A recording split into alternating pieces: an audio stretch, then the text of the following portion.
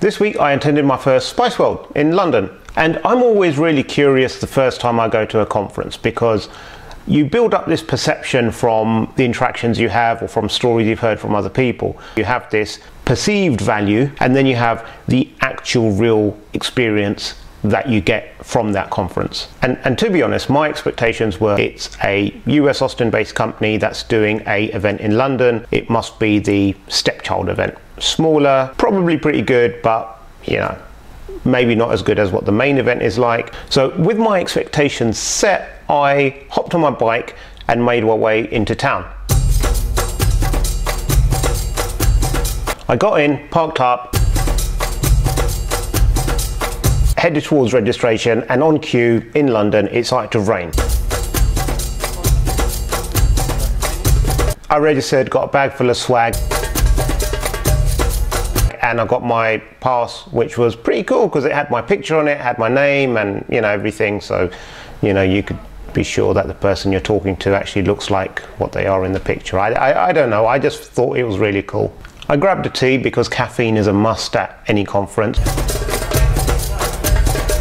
Now the opening keynote for me was really cool because I got to hear about the history of the company, where it's come from, what it's doing today, and what the future plans are. And one of the key underlying principles that came out that I realized about Spiceworld, which I thought, you know, this really sums up really well one of the challenges that IT professionals face, which was to remove the inefficiencies in using technology, just to make technology more efficient. In terms of their development, a soundbite that I really liked was build features for everybody, not everybody's features. Deep philosophical thought time.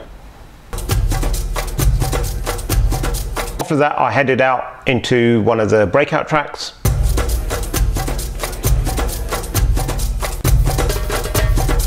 Where through the day I heard a ton of really good talks.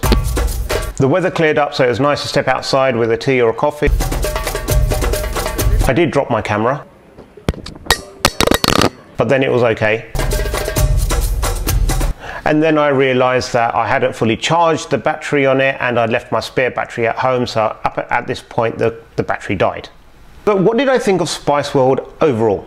Now for me, a good conference is made up of three key components. Number one is the content. This is what speakers have they chosen, what topics have they chosen, and how effective are those speakers at delivering that content to you. Spiceworld actually done really well. They had very relevant speakers, very relevant content, delivered very well. The second part is the networking. You go to a conference to network with peers and colleagues and meet new people.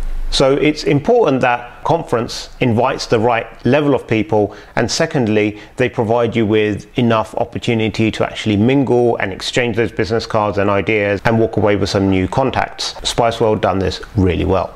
Finally, there's the more intangible part of it all, which is the engagement. Did they make it fun?